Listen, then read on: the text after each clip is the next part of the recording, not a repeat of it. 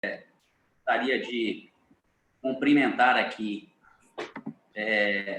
os nossos palestrantes e amigos, né, de hoje, Dr. Jamir Khalili, a quem eu recebo aqui com muito carinho, viu, doutor? Obrigado pela disponibilidade de tempo, por nos trazer aí o conhecimento que a gente sabe que Vossa Excelência tem a nos passar aqui.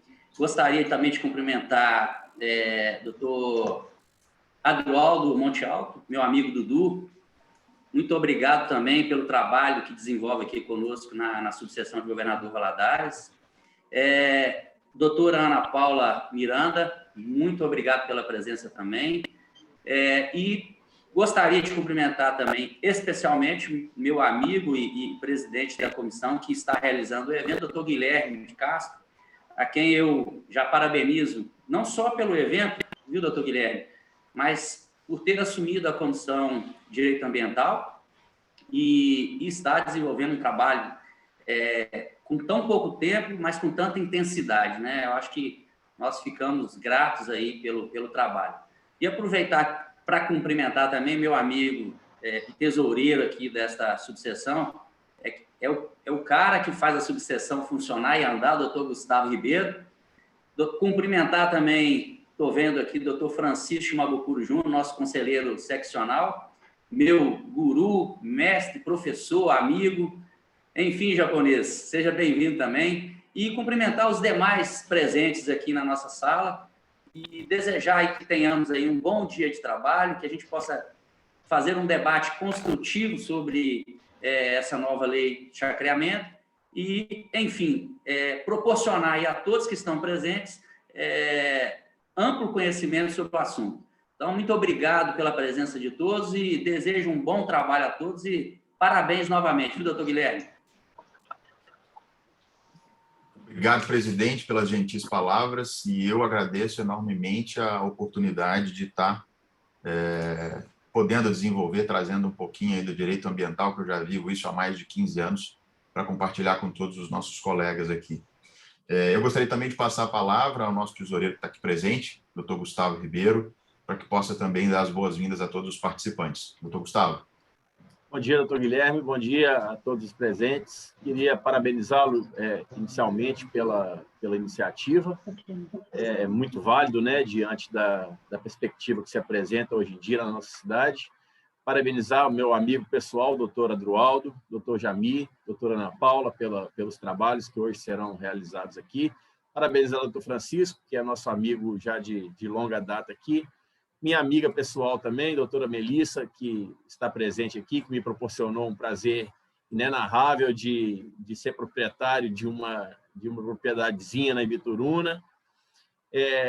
Parabenizá-los e desejar que os trabalhos transcorram com a excelência que se espera e que já é notória de todos os palestrantes. Muito obrigado e bom trabalho. Obrigado, doutor Gustavo. Eu quero aqui ressaltar também que é um evento que nós estamos fazendo em conjunto com a Comissão de Direito Ambiental e a Comissão de Direito Imobiliário, justamente em função da convergência dos temas. E não quero fazer por mais delongas, eu acho que nós temos aí, apesar do espaço de tempo não ser o melhor possível, mas é um espaço de tempo onde a gente vai poder trazer algumas percepções. Então, a preocupação foi justamente trazer alguém que participou do nascedouro da norma, alguém que participou do debate dentro da Casa Legislativa e as comissões que têm temas envoltos, principalmente a questão de direito imobiliário, que nós estamos falando aí, principalmente em pandemia, de um mercado gigantesco que aflorou, de uma situação extremamente interessante, e tudo isso tem impacto dentro das regulações necessárias, principalmente também das regulações ambientais. Bom, doutora Ana, eu vou lhe passar a palavra. Antes de tudo, de antemão, eu lhe agradeço. A doutora Ana, ela é nossa colega advogada, graduada em Direito... Só questão de ordem. O doutor já me informou no chat que o doutor Vinícius, presidente da ADEME, está tentando acesso e não está conseguindo. Acho que só o doutor que consegue liberá-lo aí, correto? Todos que estão aparecendo aqui, eu estou admitindo, ele não apareceu ainda. Perfeito. Nós estamos em 45 participantes, a capacidade são 150. Então, é só ele tentando aí que a senha que a gente compartilhou está correta, 624429, eu vou só pedir para ele tentando. Que assim que aparecer aqui, eu admito imediatamente. Tá? Enfim, bom, a doutora Ana Paula é nossa colega advogada, graduada em Direito pela FAD Vale, pós-graduanda em Direito Urbanístico e Ambiental pela PUC de Minas Gerais, analista da Procuradoria-Geral do Município de Governador Valadares e atuante na área de regularização fundiária urbana. Doutora Ana, seja bem-vinda. Por favor, traga todo o seu conhecimento nos dificultosos 12 minutos que nós vamos disponibilizar para cada um dos palestrantes.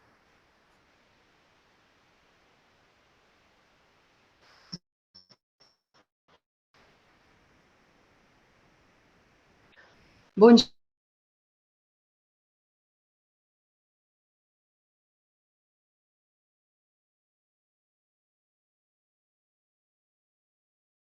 Ao presidente da OAB, né?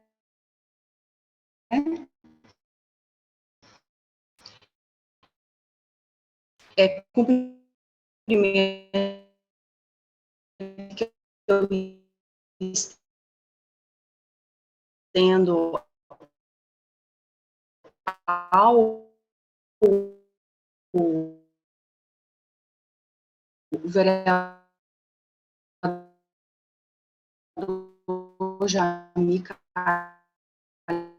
Khalili, que é da nossa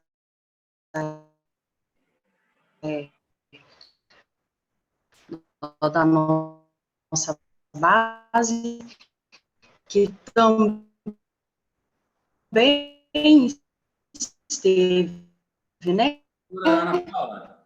presente do outro lado do executivo, diante de passos de grande peso político para Valadares, né, que é a Fazenda e Planejamento, aos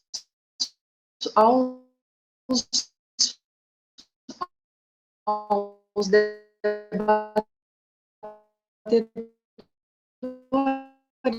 também, do Guilherme, também esteve com a gente na Secretaria de Planejamento, e o doutor Adroaldo é um enorme satisfação.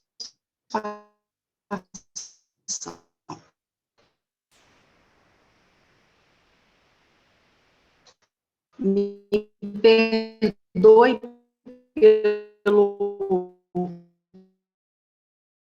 pelo problema de áudio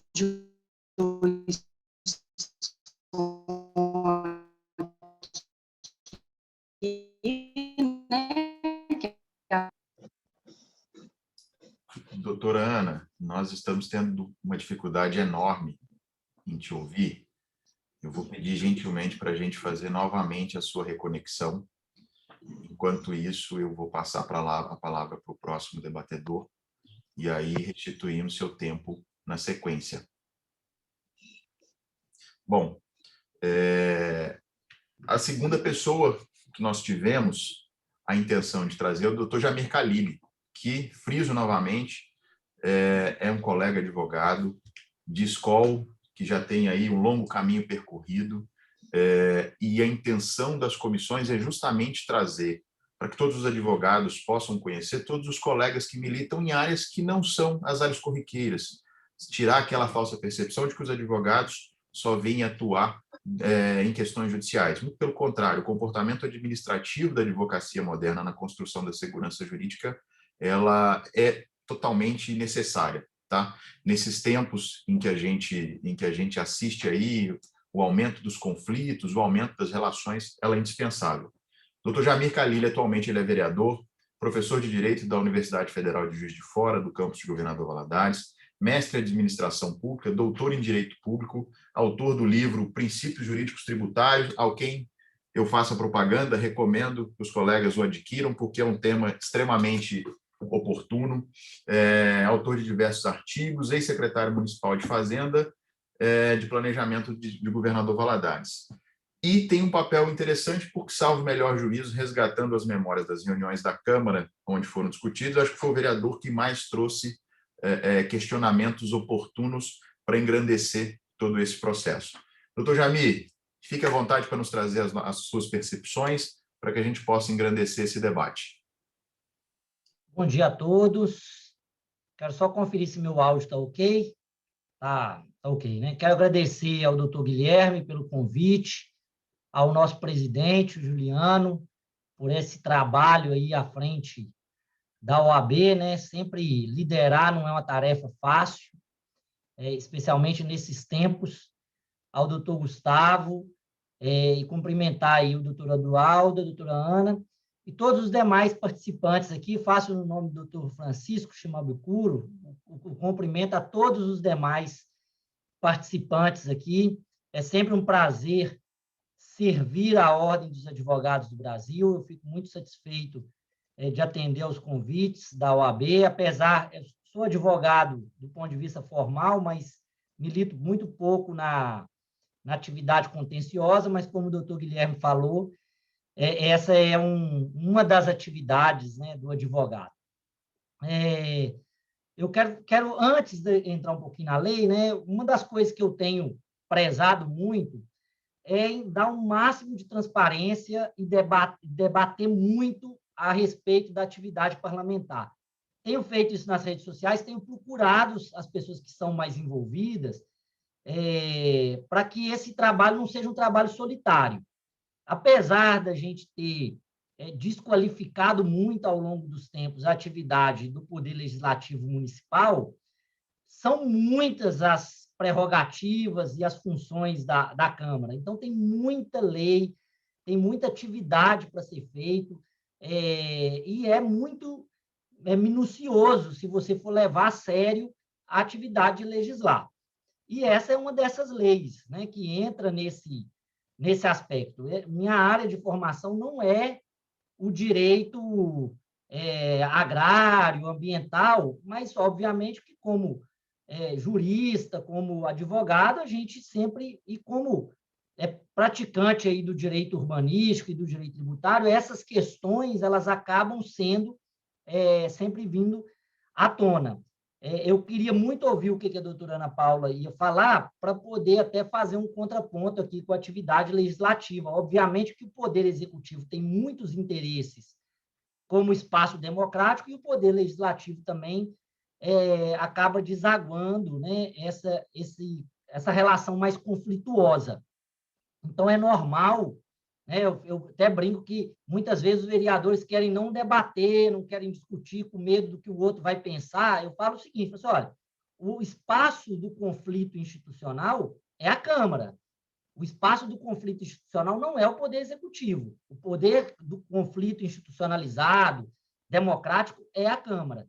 E essa é uma lei que vem do outro governo, né? Apesar de ser um governo de continuidade, é uma lei que vem sendo trabalhada desde a gestão passada, com muitos debates, que vai desaguar agora com essa aprovação, mas que também não foi uma aprovação tão pacífica quanto a gente possa falar. Até porque, né, esse tema, sempre que a gente falar de zoneamento urbano, nós vamos trazer todos os conflitos sociais para dentro da arena. Porque zoneamento urbano é, com certeza, um dos pontos chaves da cidade, né? Quando a gente pensa em cidade, quando a gente pensa em viver no urbano, o zoneamento é a parte fundamental disso. E tem interesses econômicos, tem interesses sociais, tem interesses ambientais, muitos legítimos, tantos outros não legítimos. E a gente precisa ter uma cautela também para não colocar tudo no mesmo barco. Nem tudo que está sendo colocado é ilegítimo e nem tudo que está sendo colocado nesse debate é também legítimo. Isso a gente tem que tratar com muita tranquilidade, porque a atividade política ela também não pode ser criminalizada. O que eu vejo muitas pessoas já de antemão, sem ler a legislação, sem ir para um debate para ouvir, né, já criminaliza a atividade política. Mas a atividade política a gente sabe que é muito importante e até é muito importante que a OAB faça essa interlocução de forma muito atuante. Até porque, depois que aprovam a lei, a revogação da lei é muito mais complexa do que a aprovação. E tem de tudo, gente. Tem lei de todo tipo surgindo, até de regulamentação de trânsito, até leis simples de nome de rua, que a gente pode achar que é uma bobagem, mas que pode impactar muito a vida das pessoas, porque se você muda o nome de uma rua, você também muda registro, você muda questão de localização e por aí vai. Eu, como foi falado aqui, eu tive uma experiência na Secretaria de Fazenda e na Secretaria de Planejamento, então eu conheci essa legislação antes dela ir para a Câmara. Quando ela chegou, eu tive o cuidado de buscar, até busquei o doutor Guilherme, outros advogados ambientalistas, reuni com o Vinícius da ADEME, reuni com movimentos da própria universidade que discutem o direito ambiental, e eu apresentei nesse contexto aí em torno de 12 emendas nesse projeto. Muitas pessoas falam assim, um projeto que tem 12 emendas é um projeto ruim. Não necessariamente. A questão da emenda, ela tem vários objetivos. A primeira questão dessa legislação, que eu acho que é preciso ficar muito claro, é que chácara não existe um conceito jurídico de chácara. Isso não existe. A gente chama de chácara aquilo que a gente poderia chamar, lá em Juiz de Fora, chama de granja, em outros lugares pode ser chamado de sítio. O que a gente tem ou a zona urbana com o zoneamento que é colocado, e aí comercial, residencial, utilidade pública, não utilidade pública, zoneamento de necessidade social, zoneamento de não necessidade social, mas o conceito de chácara, ele é uma inovação dessa lei. E aí, a gente tem que tomar um cuidado muito grande para a gente não confundir o que a gente costumeiramente chama de chácara com o que a lei está tratando como chácara. O conceito jurídico de chácara nessa legislação tem três características que eu aponto como essenciais. Primeiro, vai ser chamado de chácara somente aquilo que tiver uma zona especial de urbanização para chacreamento. Eu li o artigo e li os comentários do Adroaldo a respeito do parcelamento de solo rural, tive com o doutor Guilherme para poder debater essa questão do zoneamento rural, porque o município ele não tem competência para a área rural. A área rural é de competência da União. Então, o que acontece nessa legislação, e nós tivemos cuidado de fazer essa segregação, é que a gente não está atuando na zona rural, porque a zona rural, a gente considera a zona rural aquilo por exclusão, aquilo que não é zona urbana. Quem define o que é a zona urbana é a legislação municipal. O que não é perímetro urbano e o que não é zona urbana não é considerado, então, zona rural. Lógico que tem algumas exceções a isso, viu, gente? Eu estou falando de uma maneira bem geral, né? A gente poderia aprofundar, o tempo não vai permitir. Então, a primeira questão que eu tentei fazer nesse processo legislativo é separar essa ideia. Se há um zoneamento especial de urbanização para chacreamento, nós não estamos falando de zona rural, nós estamos falando de uma nova característica de zoneamento. Segundo, nós não estamos falando de perímetro urbano, isso precisa ficar muito claro, porque às vezes a pessoa está confundindo. Muitas pessoas me ligaram, né, nessa aprovação falando assim, eu quero agora regulamentar, por exemplo, o Sítio das Flores, eu quero regulamentar o que está dentro do perímetro urbano, essa lei não atinge. E o terceiro ponto é a característica de lazer desses locais. Aí muitas pessoas falam assim, mas se eu quiser morar, você pode morar, mas para a urbanidade, para a municipalidade, para aquele que gerencia o serviço público, ela não vai considerar ali como zona de habitação permanente. Isso tem enormes implicações, como transporte coletivo, como asfaltamento e calçamento de ruas, como o recolhimento de lixo. Então, você tem várias implicações urbanas. Por isso que essa legislação, eu até brinco com o Vinícius e com outras pessoas que do mercado imobiliário, assim, olha, essa lei, longe dela facilitar, ela trouxe um regramento que encareceu, inclusive, a formulação desse zoneamento, porque o que era irregular vai ter que se tornar regular através de vários mecanismos de proteção ambiental, de proteção urbana, e por aí vai.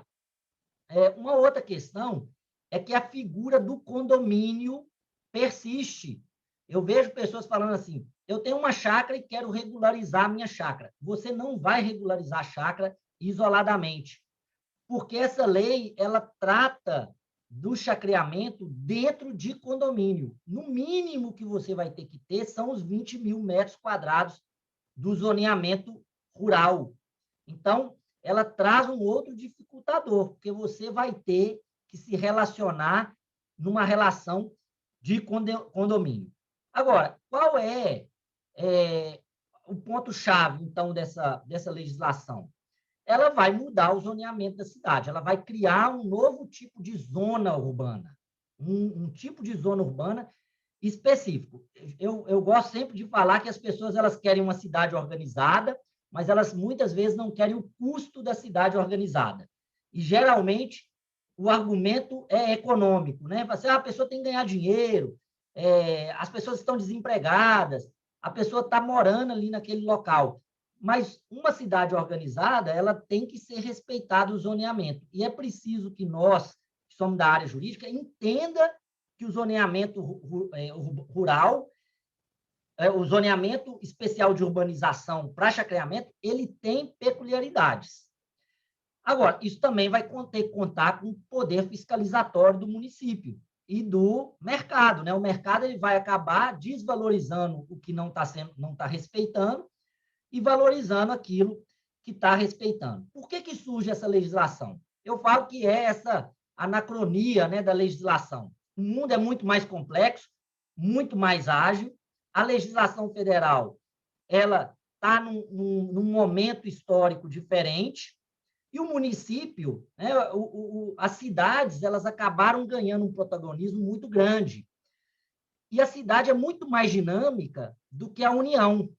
Porque as cidades, primeiro, elas são muito diferentes, porque elas dependem muito da vocação das pessoas que estão ali, dos movimentos econômicos. Então, por exemplo, o fato da gente ter essa entrada de dólar diferencia muito o que acontece em outras cidades do mesmo porte de Governador Valadares. Então, quando a gente pega a situação urbana, nós não podemos esquecer da complexidade. O que o doutor Guilherme vai falar, ou o doutor Gustavo, ou o doutor Adroaldo, da parte jurídica, isso aqui é constitucional, isso aqui não é constitucional, é um debate muito importante, mas também que desafia a nossa criatividade, porque para atender a complexidade urbana que a gente vive, o legislador municipal, o executivo e a sociedade urbana, ela precisa de criar soluções jurídicas. Então, essa é uma criação que já aconteceu em outros municípios, não deu certo em outros municípios por várias razões, e tende aqui a ganhar uma nova caracterização, porque o governador Valadares vai inovar. Ela vai criar um zoneamento especial, vai criar um novo conceito de urbanização, assim, aqui nós vamos ter um tipo de urbanização diferente, e vai criar esse conceito de chácara para fins da legislação municipal. E isso vai trazer, né, para a gente encerrar aqui, depois me coloca à disposição, porque, de fato, a gente também não sabe todas as consequências. Eu vejo muitas pessoas, às vezes, com medo dessa legislação, falando, olha, viver na cidade também é correr certos riscos, né? Na urbanização, a gente corre certos riscos. A gente tenta se adequar a normativas da ONU, tenta ver o que a ONU, os institutos, né, Habitat, os movimentos de arquitetura, de urbanismo, de direitos ambiental fala, mas, ao mesmo tempo, a gente precisa dar uma resposta que seja local para esses problemas. Então, a gente vai ter aí um longo debate, né, doutor Guilherme?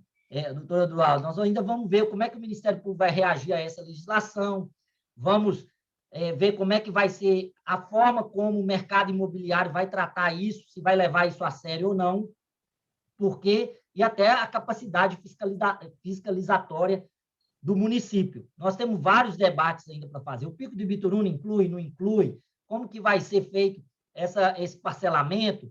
Quais as consequências? Isso vai gerar mais ocupação irregular ou isso vai acabar com as ocupações irregulares? Isso a gente vai ver na prática e vai ver como que isso vai se dar nessa realização. Uma coisa eu posso falar para vocês. Se der errado, né, nós vamos ter que regredir muito nessa regulamentação e voltar a um modelo mais tradicional de urbanização. Então, nós vamos precisar monitorar muito a aplicação dessa lei para que a gente possa ter, de fato, né, uma análise mais apurada do fenômeno urbano que ela vai provocar. Eu encerro aqui, mas me coloco à disposição aí para a gente debater outros temas. Doutor Jamir, muito obrigado. Informações de extremo interesse e de muita qualificação que nos permitem entender o porquê da norma e qual que é o efeito pretendido com ela. A nossa doutora Ana Paula já retornou. Doutora Ana, vamos tentar novamente? A palavra está contigo, fique à vontade. Bom dia a todos. Teve uma falha aqui, né? Conexão, isso acontece em tempos de pandemia, em tempos de trabalho remoto, né? A gente tem que verbalizar pelo computador, né, pelas redes, e acaba que isso acontece. A todos aqui presentes, é uma satisfação enorme compor esse debate, representando a Procuradoria e, acima de tudo, né, a administração, né, do prefeito André. Parabenizo, né, a Comissão de Direito Ambiental e Imobiliário por essa iniciativa. É uma legislação, conforme muito bem pontuou o vereador Jamir, que suscita muitos debates. Ela tem muitas coisas que precisam ser realmente aclaradas para que ela tenha a sua plena eficácia, porque de início ela não tem, ela tem vários pontos a serem debatidos, aclarados para a sua fiel aplicação. Quando o convite surgiu, né, para a Procuradoria pronunciar a respeito da Lei 275 de 28 de junho agora, né, do fim do mês, nos pediram para falar sobre o processo de criação da lei. Em certo ponto, me deixa tranquilo falar sobre esse processo de criação, ainda porque o enfrentamento das emendas parlamentares, que tão bem falou o vereador Jamir, foram muitas as emendas atravessadas, foram muitas, e pertinentes, inclusive, né? Então, isso me deu um certo conforto em estar aqui com vocês e representar a minha casa, né? E também, né, a casa que eu represento, sobretudo, a OAB, né? Bom, sobre essa aula, a minha fala precederia a do legislativo, né? Porque eu falaria dos aspectos formais da lei, né? A veiculação dela por lei complementar, porque tem que ser por força do parágrafo único do artigo 32 da lei orgânica. A iniciativa dela é de competência exclusiva do Executivo, e o que suscita aí é a questão da constitucionalidade acerca do município legislar sobre o parcelamento do solo rural. De fato, se a gente for olhar sobre o amparo lá do artigo da competência administrativa e exclusiva da União para legislar no artigo 22, a gente vê lá que falar de área rural é estritamente da União, sim. Mas como o doutor Jamir brilhantemente, né, antecipou e confortou a Procuradoria nesse sentido, a lei vem com a outra nuance, com um trabalho de caracterizar no solo urbano, no solo, no território de Valadares, um tipo de chacreamento. Os sítios de recreio, chácaras de recreio, né? No artigo 1º, ela cuida de fazer 3 comandos. Ela cuida de instituir o parcelamento, isso é temporário, né, de uso pessoal e temporário, implantar o condomínio de chácaras de lotes, que isso já é tratado lá, o condomínio de lotes já é tratado na 178, e que essa zona, no sentido inverso, que aqui a gente tem um sentido inverso de toda a tramitação de um parcelamento, ela vai ser caracterizada como zona especial de urbanização. Bom, se a gente for olhar o que fala as diretrizes do artigo 182 da Constituição, a gente vê lá que ela determina o município fazer a política urbana de desenvolvimento urbano do seu solo. Isso tem estrita ligação com o plano diretor. Não sei se os senhores têm conhecimento, o plano diretor, ele está em fase os diagnósticos dele já foram levantados, e ele está em fase de consulta pública e audiência pública, que não foram ainda efetivadas devido ao período da pandemia, porque tem que conclamar toda a sociedade civil para participar desse processo. Num dos eixos do plano diretor está o macrozoneamento de Valadares. Nos preocupa, senhores, a questão como Valadares tem crescido.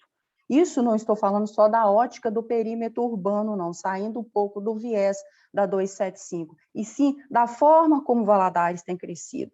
Isso, o escritório contratado para fazer o levantamento de toda a parte urbanística de uso-ocupação do solo do município preocupa.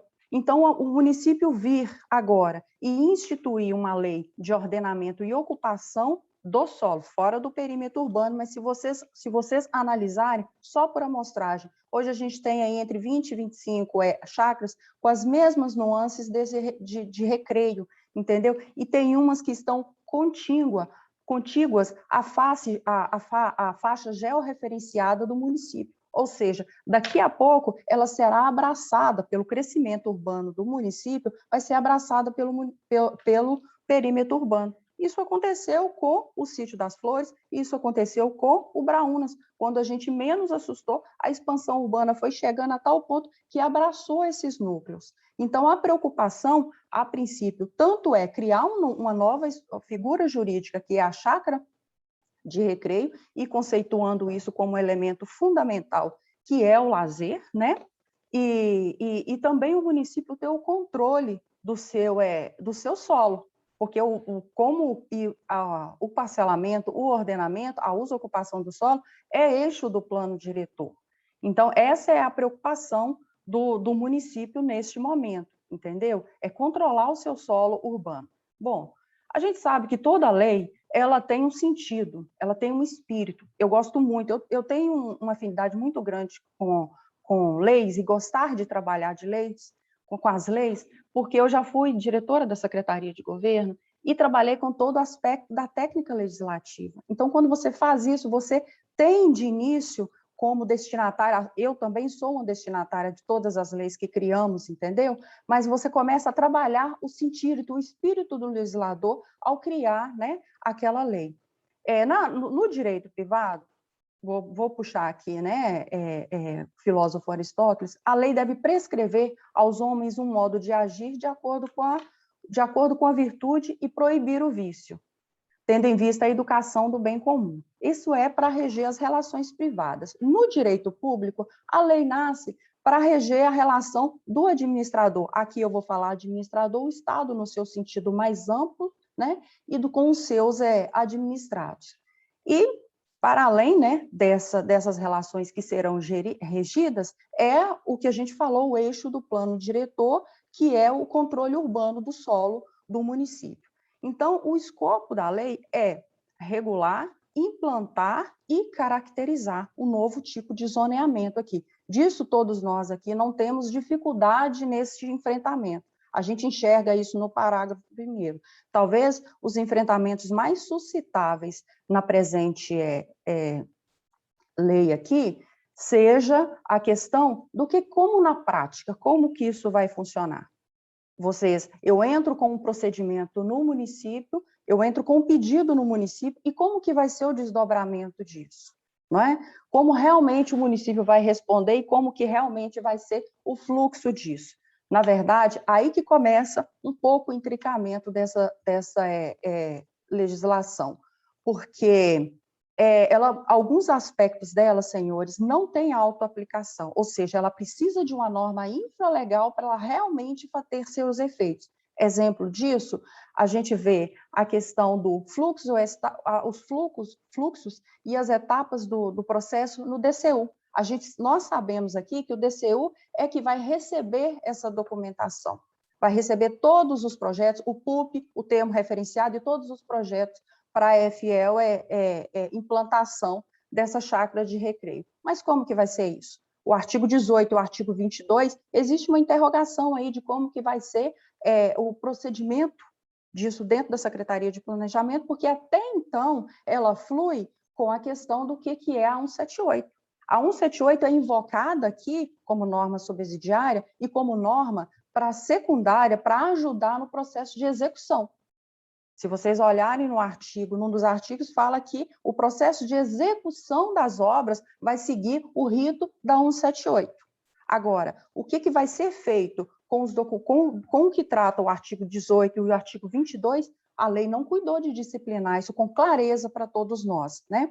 A gente vem também a decretação das EUC. Depois de todas as etapas cumpridas, depois de o empreendedor fazer o levantamento fazer o levantamento ambiental do PUP, que é a SEMA que vai conduzir isso, pegar todos os projetos urbanísticos que normalmente tem, que são exigidos, que a gente não sabe ainda quais são as diretrizes que serão estabelecidas nisso. A lei só fala, precisa de levantamento planealtimétrico, precisa dessa e daquela condição técnica para aprovação do projeto. Mas como que vai ser as análises iniciais dessas informações técnicas? Lá na 178, a gente viu que órgãos do governo, não só a Secretaria de Meio Ambiente, mas também o SAI, mas também a Secretaria de Obras, ela que é uma das executoras que vai fiscalizar a obra, ela acompanha esse procedimento. Aqui a gente não tem esse fluxo.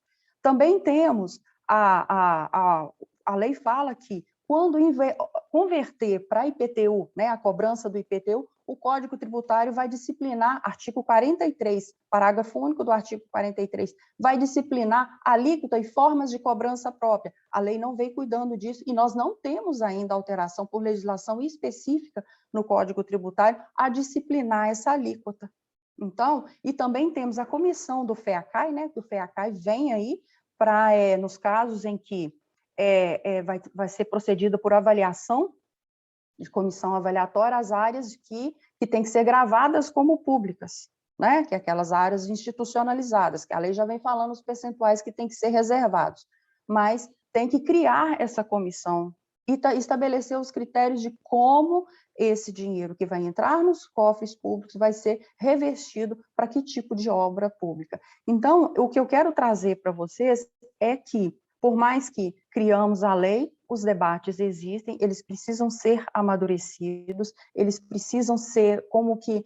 Eu acredito que neste primeiro momento, no primeiro caso que chegar, eu acho que a Procuradoria ela vai ser muito demandada a aclarar, a parar algumas arestas, no sentido de que está faltando, e agora o que fazer, como fazer. Essa preocupação, senhores, inclusive, é de técnicos da CEPLAN.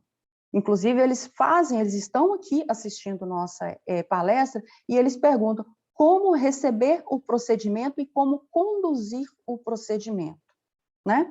Tem alguns benefícios? Tem, que a própria Câmara já nos autorizou, né, já tem autorização de dispensar a alteração da lei do perímetro urbano, porque a partir do momento em que você declara a ZEUC, você não precisa lá na 3650 de 92 acrescentar como anexo do perímetro urbano a ZEUC, porque a de uso e ocupação, a 201, já veio falando isso, embora conste no bojo dela, né, vamos colocar aqui, que essa ZEUC é parcelamento rural, o que tem que ser retificado nesse sentido aí, porque nós não estamos tratando de parcelamento rural, estamos tratando de uma nova forma, de um novo zoneamento que vai agregar a 201, a lei complementar 201 do município, que é de uso, ocupação do solo, né? O que eu acho diferente, além do que mais, para além daquilo que o vereador Jamir nos falou, da questão de trazer uma nova concepção de chácara de recreio é também a inversão da ordem de aprovação. Você cumpre todos os procedimentos para depois ter aquela área decretada como de urbanização. Se a gente for colocar, as leis que tratam, a 6766 e a 578, ela decreta a área primeiro, é zona de expansão, é parcelamento urbano. Aqui não, você cumpre todo o gradar que tem que ter essa lei, para depois o poder público chegar e falar assim, não, vai ser decretado como zona de urbanização. E se eventualmente não é cumprir todos os requisitos, como é que fica a questão? Existe uma questão itinerante que precisa ser dirimida aí também, para não gerar insegurança, né, para quem vai adquirir essas chácaras, né, essas fatias, essas áreas. Bom, a minha exposição aqui, ela não foi daquelas... Porque quando a gente já começa com no sentido já tensa, porque não ter tido o alcance nem o início, né, a gente fica meio... um pouco deslocado, mas eu estou aberta à lei. Essa é uma das leis que eu tive o cuidado de, como todas as outras que passam pela minha mão lá na Procuradoria, né? Porque a parte da regularização fundiária eu tenho uma grata satisfação de conduzir esse trabalho pelo município.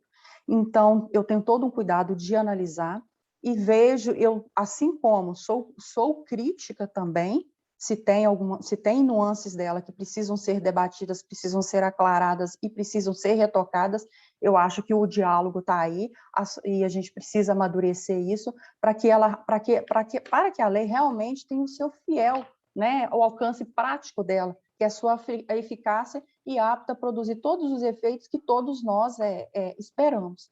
Então, assim, eu agradeço o convite, estou aberta a esclarecimentos de dúvidas, ou até mesmo para, se tem outros debates a ser feitos, eu estou aqui à disposição. Obrigada, doutor Guilherme, pelo convite. Ana, obrigado. Antes de mais nada, deu tudo excelentemente bem. As informações que você trouxe são muito ricas, e mesmo pela inversão da ordem, falo por mim, mas acho que o público vai compartilhar disso também, a gente está estritamente inteirado de todo esse processo rico de criação de uma norma que envolve uma questão tão sensível, principalmente aqui da nossa cidade. Mas sem mais delongas, porque a palavra vindoura também é uma palavra que traz um conhecimento muito grande, um domínio muito forte, que é o nosso colega presidente da Comissão de Direito Imobiliário, o doutor Adroaldo Monte Alto, que é advogado, presidente da comissão, graduado em Direito pela Universidade Federal de Minas Gerais, especialista em Direito Imobiliário pela Universidade Estácio de Sá, especialista em Direito Imobiliário, Notarial e Registral pela Associação dos Advogados de São Paulo, especialista em Direito Processual Civil pelo IAD, e é um dos advogados que a gente observa aí que tem um crescimento vertiginoso quanto ao conhecimento que vem trazendo para a nossa comunidade jurídica. Doutor Adroaldo, os 15 minutos desafiadores para trazer tanto conhecimento, fica à disposição. Antes, eu vou só pedir licença para dizer que o doutor Adroaldo escreveu, acho que em 2016, um artigo muito interessante sobre o chacreamento, que eu acho que esse não é o momento, mas posteriormente a gente pode deflagrar um painel para discutir sobre o tema, e que eu recomendo a todos que leiam. Eu vou jogar o link dele no bate-papo. Doutor Adroaldo, fique à vontade. Bom dia a todos, doutor Guilherme. Queria agradecer primeiramente pelas... Todos me ouvem bem? Perfeito. Guilherme, obrigado aí pelas palavras. Eu queria cumprimentá-lo primeiramente pela iniciativa, né? Promoção em conjunta das comissões de direito imobiliário e ambiental, mas a iniciativa, a ideia partiu do doutor. Inclusive, já conversamos para desdobrar, né, esse encontro num evento presencial, chamando mais atores, com mais tempo para a gente discutir o tema, porque o tema é bastante complexo, como os debatedores que me precederam já bem apontaram, né? O tempo é curto para a gente tentar esgotar um tema de tamanha complexidade, mas é um baita pontapé inicial para discutirmos esse assunto, que modifica bastante a dinâmica de negócios, né, na nossa cidade. Eu vou dizer, diante aqui, eu comentei esses dias com um colega, que para o direito imobiliário, a LC 275/2021 equivale, guardadas as devidas proporções, à legalização da maconha. Nós estamos tornando lícito um modelo de de negócio que é amplamente praticado e que era tipificado como crime, né? E agora nós criamos um mecanismo desse modelo de negócio ser aprovado pelo poder público e ser exercido na plenitude da segurança jurídica. Talvez façamos aqui algumas ressalvas, mas na plenitude da segurança jurídica, né? Aprovados pelos atores públicos envolvidos nesse tipo de negócio. Mas eu queria fazer aqui alguns cumprimentos não só dos advogados do Brasil, nas pessoas do nosso querido presidente, doutor Juliano, do tesoureiro, doutor Gustavo, meus amigos pessoais, que eu cumprimento e agradeço a presença, aos demais advogados, né, presentes cumprimentando na pessoa do doutor Francisco Mabucuro Júnior, Chiquinho, nosso ex-presidente, tem grande admiração, aos envolvidos na seara notarial e registral, aqui cumprimentando na pessoa do doutor Marcelo Couto, nosso oficial registrador de Tarumirim, uma mente brilhante, que já me ajudou muitas vezes com a compreensão de diversos temas, montagem de palestras, preside comissão de súmulas enunciados do CORE-MG, já palestrou no nosso simpósio de direito imobiliário, né, promovido pela Comissão de Direito Imobiliário. Agradeço a presença. Os demais membros da Comissão de Direito Imobiliário, não posso nominar todos, mas vou cumprimentá-los na pessoa do doutor Rodrigo Boccolini, meu sócio e amigo. E queria cumprimentar aqui os demais debatedores, né? Vou aproveitar bastante do que já disseram, doutor Jamir e Ana Paula, trataram o tema com bastante propriedade, com enfoques distintos do que pretendo e preciso dar aqui, mas vou aproveitar bastante, até porque concordo com boa parte das colocações, discordo de algumas, como faz parte, né? Como a doutora Ana Paula bem disse, é natural que tenhamos críticas ao ato normativo, né? Nós vivemos numa democracia, então, assim, certamente, se fosse eu, todo o projeto faria algum detalhe, uma mudança aqui, outra acolá. Contudo, penso que, pesando e medindo, é um marco histórico, realmente, a aprovação desse ato normativo. Ele nascia, a minha grande preocupação, eu pude participar do processo de elaboração do projeto já na sua reta final, e a maior preocupação que eu tinha foi corrigida por uma intervenção do doutor vereador Jamir Calil, a emenda que modifica a exposição de motivos e o preâmbulo da norma do artigo 1º são determinantes para afastar sua inconstitucionalidade de plano, tendo em vista que assim, esse é um tema bastante complexo e havia ali um problema técnico sério, que seria o município legislar sobre parcelamento de solo rural. Como já foi bem dito, não é da competência legislativa do município, e o projeto que chegou às minhas mãos inicialmente tinha esse problema, que assim, a partir daí eu tive várias preocupações com ele, mas essa é a principal. Não adiantava de nada a gente enfrentar um amplo debate democrático como ocorreu, um tempo longo de discussão, de troca de modificações no projeto, para se chegar à aprovação de um projeto claramente inconstitucional, que o Ministério Público certamente faria sua função arguindo essa inconstitucionalidade e evitaria que a gente visse esse ato normativo aplicado na prática. Então, feita essa correção, penso que, pesando e medindo, nós temos um ato normativo que é um marco histórico, tem ali muito boas ideias ali contidas. O doutor Guilherme citou meu artigo de 2016, e a minha compreensão sobre o tema já mudou assim, vertiginosamente em função do que nós tivemos de inovação institucional, em função do estudo a respeito do tema. Penso que só o advento da Lei 13.465 permite que a gente tenha chegado nessa solução, né, que foi adotada na Lei Complementar 275 de 2021. Então, assim, a minha compreensão mudou, mas penso que, de fato, é um marco histórico, porque o tema é bastante complexo. Eu não quero entrar aqui muito na formação da norma, minha função como advogado e aplicador do direito é muito mais falar sobre a aplicação, sobre os aspectos práticos da lei, sobre como nós vamos ver ela na prática. Mas não queria deixar de dar, como pesquisador do tema, meu pitaco a respeito da norma em si. Eu faço parte da Comissão de Parcelamento Rural do Instituto Brasileiro de Direito Imobiliário, do IBRADIM, e o que a gente mais discute na Comissão de Parcelamento Rural são formas de parcelar o solo suburbano e periurbano de forma lícita. Ou seja, nós estamos falando aqui de um instituto que ele é de urbanização, ele emana do Estatuto das Cidades, né? Nós estamos falando de um parcelamento urbano, mas que é a solução para o que o mercado queria fazer parcelando solo rural, né? A gente vê que a dinâmica da vida dos negócios é muito maior do que a do direito. E surgiu um modelo de negócio que até então ele vivia à margem da lei. A gente tinha a possibilidade de parcelamento do solo urbano em lotes, que por média tem área diminuta, reduzida, e tínhamos a possibilidade de fracionamento do solo rural, respeitando a fração mínima de parcelamento instituída pelo INCA para a nossa região de 2 hectares. Ou seja, a gente tinha lotes da ordem de 360, 400 metros e chácaras de 20 mil. Então, a interseção que a gente tinha de diferença, né, que a gente tinha de possibilidade de parcelamento de áreas nessa fraça, assim, desse interregno de área, né, a gente não tinha regulamentação específica para isso. Então, não tinha segurança jurídica para se fazer. E aí nasceu um modelo de negócio que vivia absolutamente à margem do direito, que na nossa cidade, eu já ouvi estatísticas diferentes, a gente tinha no escritório na casa de 60 chacreamentos irregulares no entorno de Governador Valadares, basicamente exercitando um modelo de negócio que, se fosse legal, eu costumo brincar que não teria terra nem para plantar soja no Brasil, se esse modelo de negócio fosse lícito.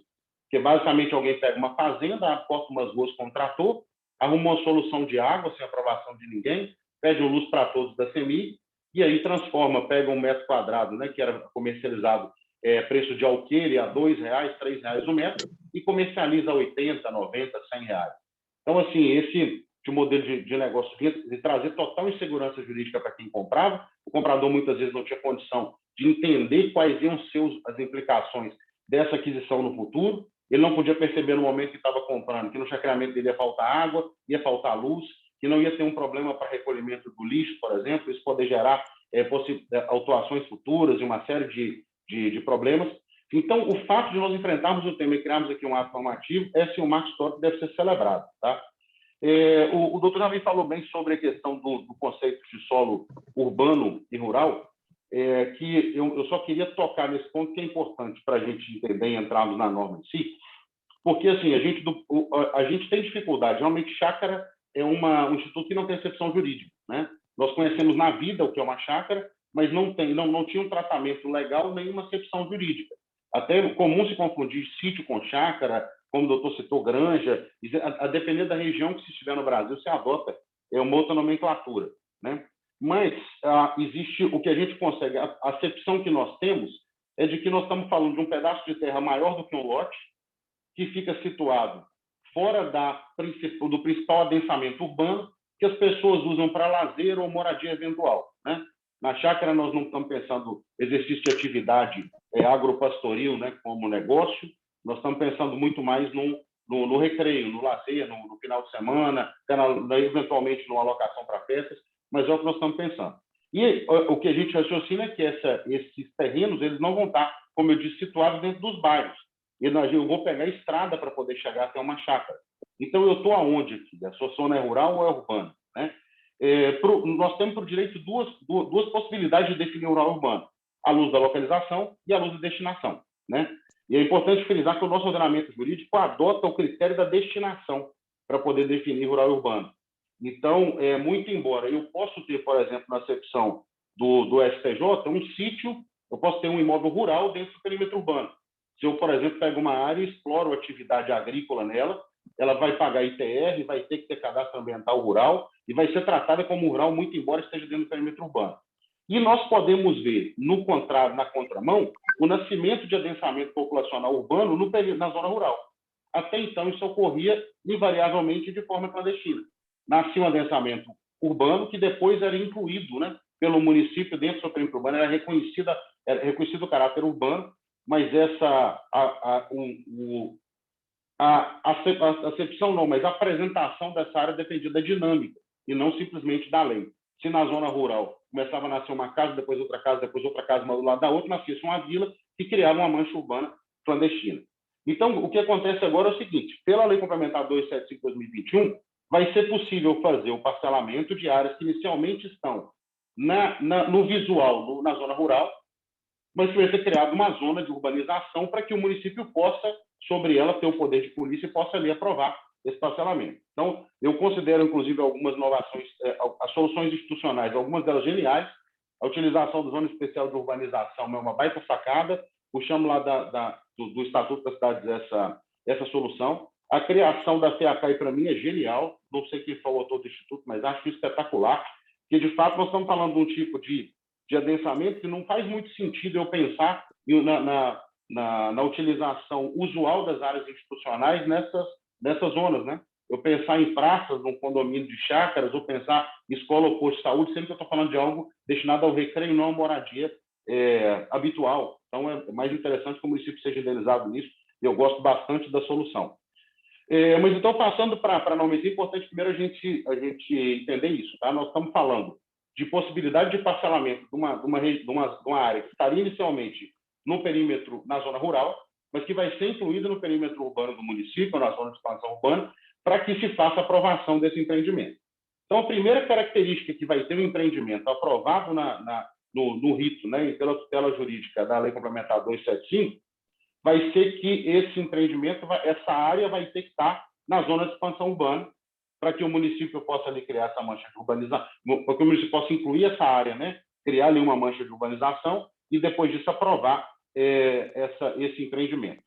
Vai exigir prévia aprovação do poder público municipal. Então, essa farra do boi de chacreamento, o sujeito pega o sítio dele, chama um trator e corta, cria um portal e começa a vender chácara, isso na vigência da norma, desde que a fiscalização acabou. Tem até previsão de penalidades, tendo que não são exatamente muito severas, mas tem previsão de penalidade pecuniária, né, para a prática do ilícito de lançamento sem essa aprovação, lembrando sempre que no entendimento do Ministério Público de Minas Gerais, já há pelo menos 2 décadas, essa atividade caracteriza parcelamento irregular do solo urbano, né, que, como eu disse anteriormente, ela é um tipo penal, ela é um crime, né? Então, é possível que o empreendedor que realizar esse empreendimento à margem da lei possa sofrer procedimento criminal. A gente tem alguns casos até no escritório, né, de clientes que seguiram esse caminho e hoje enfrentam procedimentos investigativos ou já ações penais, né? A aprovação vai se dar necessariamente como condomínio. E aqui é importante que a gente entenda que vai haver aplicação da Lei 4591, que é a Lei de Condomínios e de Incorporação. Então, é o seguinte, nós vamos fazer, por isso que eu disse que apenas o advento da Lei 13465 permite, né, a aplicação desse instituto, que a gente não tinha no Brasil ainda regulamentado até então, o condomínio de lotes. Para que eu tivesse um condomínio horizontal, era necessário construir todas as casas e ele instituir condomínio. E a 13465 permite que eu crie um condomínio só de terrenos, né? Eu sou crítico da nomenclatura de condomínio, de lote de chácaras, mas eu entendi qual que era a finalidade. Eu utilizaria condomínio de terrenos, que o terreno ele é gênero, né? Então, a minha chácara e o lote são espécies, mas eu entendi o que se pretende ali, e aí nós vamos ter essa aprovação através de um condomínio. Então, vai haver uma conversão de condomínio, tudo que tiver do portão para dentro é privado, então os proprietários das chácaras é que vão pagar a manutenção das vias, da limpeza interna, certo? Coleta de lixo eu vou falar mais adiante. Então, assim, vai ser instituído como um condomínio fechado, né? A área mínima para poder se fazer o empreendimento, como o doutor Jamir já disse, é de 2 hectares. Eu não estou falando que 2 hectares é a área mínima da chácara. Estou dizendo a área mínima do empreendimento, né? As chácaras vão ter que ter metragem mínima de 1.000 metros, metragem mínima de 1.000 metros quadrados, tá? E com frente contestada mínima de 20 metros. É isso que está posto na lei, tá? As ruas vão ter que ter largura mínima de 10 metros, extensão máxima de 400 metros, sem possibilidade de acesso direto às rodovias. Então, elas vão ter que sair diretamente de uma via coletora antes de se cair na rodovia propriamente dita. Há previsão, como na lei de parcelamento solo, de alocação das áreas verdes e áreas institucionais. Então, quem está acostumado com o loteamento já sabe que tem 12% de área verde, 5% de área institucional. Sendo que aqui nós temos duas ressalvas importantes a se fazer. Se o imóvel que está sendo parcelado já tiver a verbação da reserva legal, as áreas verdes vão ser alocadas na área da reserva legal. Então, não vão caracterizar mais um decote, né, a área. E a segunda questão é que a área institucional, como eu disse antes, pela previsão da norma, ela pode ser indenizada. Tá? Eu tenho uma crítica nesse ponto, vamos ver como é que vai funcionar na prática, que a norma não define uma base de cálculo, né, para cálculo dessa indenização. Se vai ser metragem quadrada da terra nua, vai ser metro quadrado de terra nua, ou se vai ser metro quadrado de área urbanizada, né? Vai ficar na margem discricionária do corpo técnico do município, que eu acho temerário para o empreendedor, porque a diferença de valor seria gigantesca. Se for para ser indenizada como terra nua, todo empreendedor vai adotar a solução. Se for para indenizar como área urbanizada, ninguém vai adotar, porque não faz sentido eu comprar a área pelo preço que eu vou revender, né? Todas as limitações aplicáveis ao loteamento estão aqui presentes. Então, eu não posso, né, tem que respeitar faixa de domínio e área não edificante de rodovias federais, área de APP, ferrovias, etc. As questões eu vou deixar mais para explanação do Dr. Guilherme, que tem bastante propriedade para falar sobre o assunto, né? Mesma coisa a respeito do licenciamento ambiental. Aqui é o seguinte, vai ter que ser instalada toda a infraestrutura de um parcelamento urbano. Então, vamos observar o quê? Vai haver necessidade de estabelecimento de vias de circulação, rede de água, rede de luz. A norma trata de rede de esgotamento sanitário, sem falar na possibilidade, por exemplo, de fossa séptica, né, que a maior parte dos empreendedores lança pretendendo adotar a solução. Nós estamos falando em rede de água, então, assim, boa parte dos chacreamentos são lançados hoje, né, até agora, até a promulgação da norma.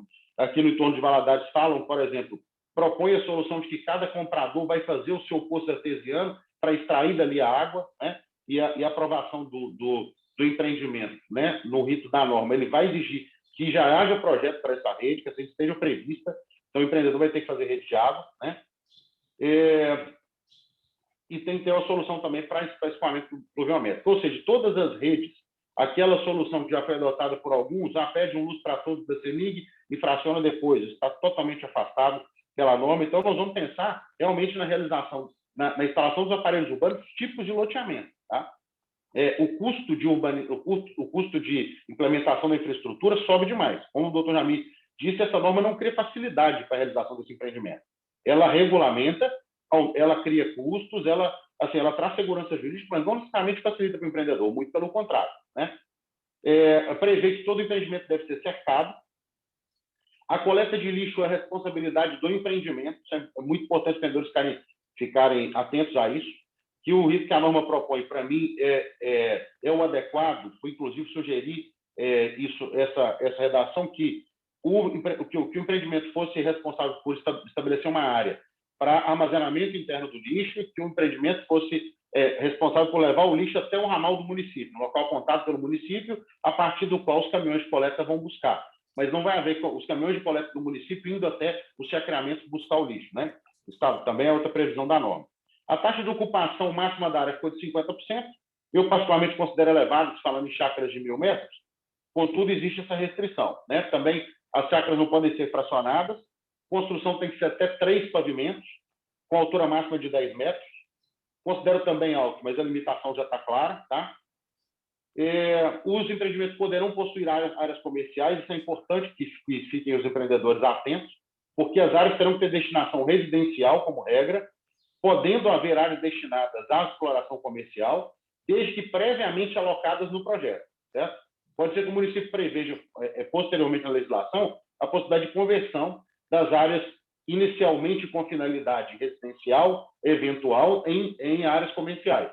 Mas o que nós estamos falando especificamente agora da lei, ela prevê a necessidade de alocação dessas áreas comerciais no próprio projeto. Vai haver necessidade de cumprir um programa de obras. Isso aqui vai ser a principal mudança na oferta do produto no mercado, na minha visão. Porque nós temos inicialmente que cumprir um programa de 4 anos. Pode falar. Desculpa, só pela... vou pedir para você concluir, porque o tempo já estourou um pouquinho, e eu acredito que vão ter algumas pessoas com alguns questionamentos, e peço, assim, muita desculpa pela intervenção, porque é uma missão, assim, muito ruim a gente vir controlar quem tem um volume enorme de conhecimento para nos trazer. Mas, pela dinâmica, eu vou pedir para que o doutor possa encaminhar para as vias de conclusão. Perfeitamente, doutor. Já estava concluído. São esse quesito mais 2 somente. Então, como eu vim dizendo, então, o empreendedor vai ter que cumprir um programa de obras de 4 anos, certo? Isso inviabiliza, porque hoje no mercado essas chácaras são ofertadas com plano de pagamento em até 150 meses, certo? Facilita muito para o comprador, né? Entrada de 10%, o restante 160 meses.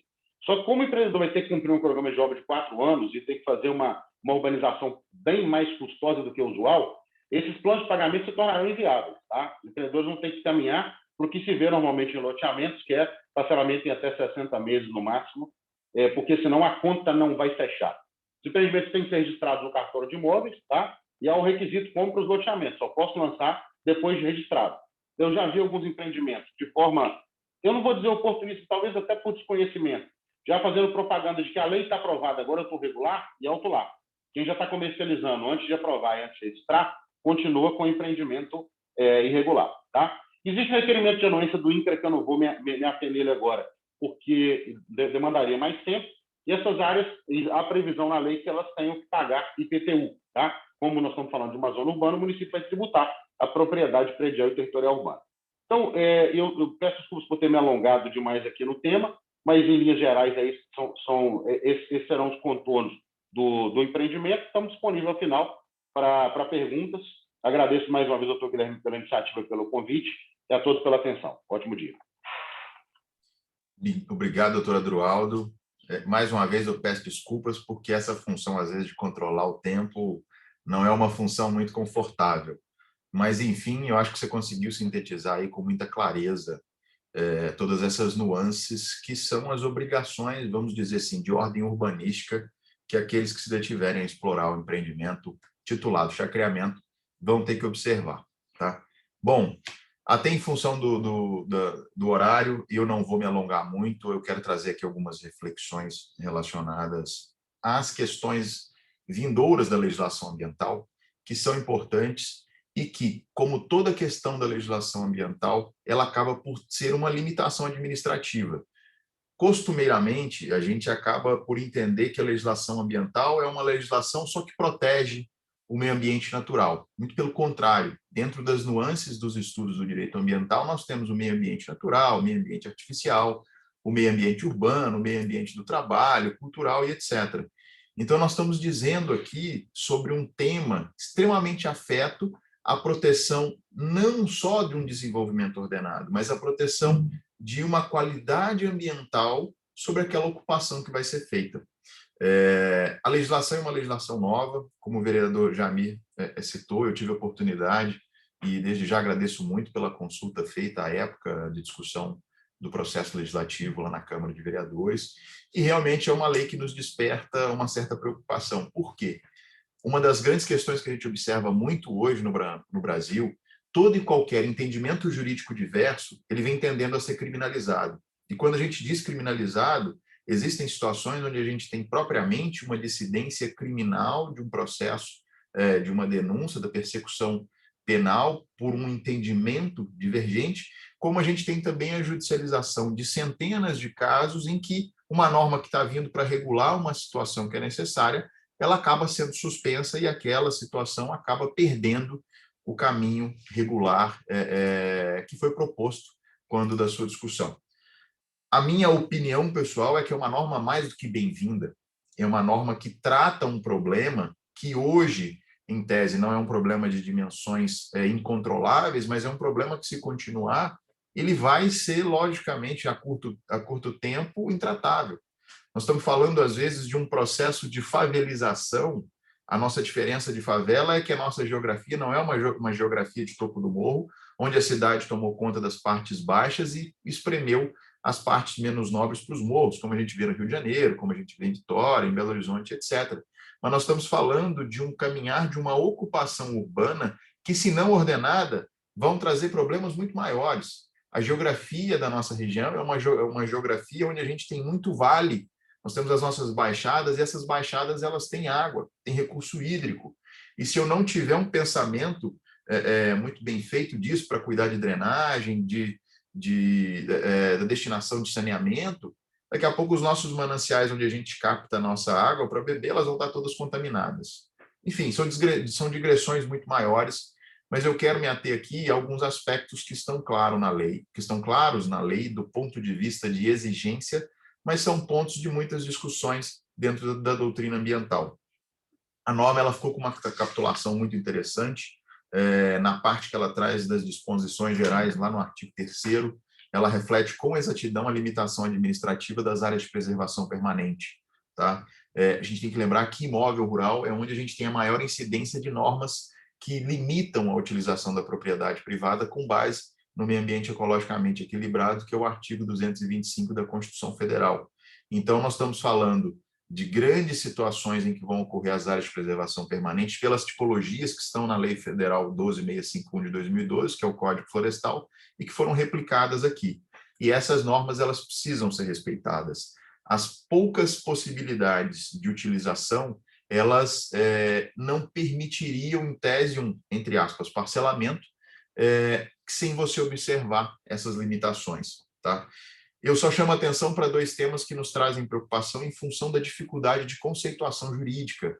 E a conceituação jurídica ela é importante porque, quando da análise do processo administrativo, onde vai ser deflagrado para a regularidade desses empreendimentos, isso vai ter que ser cobrado. Então, lá no inciso 9 e no inciso 10, ela traz a remissão sobre preservação ecológica. O termo preservação ecológica ele é um termo amplo, ele é um termo um tanto quanto abstrato. Inclusive, na discussão das 5 ações que questionaram o Código Florestal no STF, não ficou claro o que é o entendimento ecológico. Então, a grosso modo, a partir do momento que a norma traz um ponto, eu acho que isso aqui precisaria ter tido uma conceituação maior. Vamos supor, a figura legal que a gente tem hoje de preservação ecológica, que são os espaços territoriais especialmente protegidos, são comumente chamados de unidades de conservação. Então, se havendo a unidade de conservação, eu tenho a materialização de uma limitação administrativa em que, em tese, se enquadraria nessa função ecológica.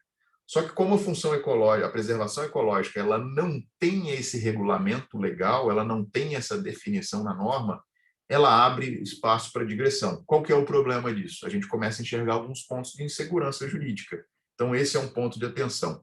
E essa questão, lá no inciso 10, das áreas que apresentem degradação ambiental proveniente de alterações executadas no imóvel até a sua correção.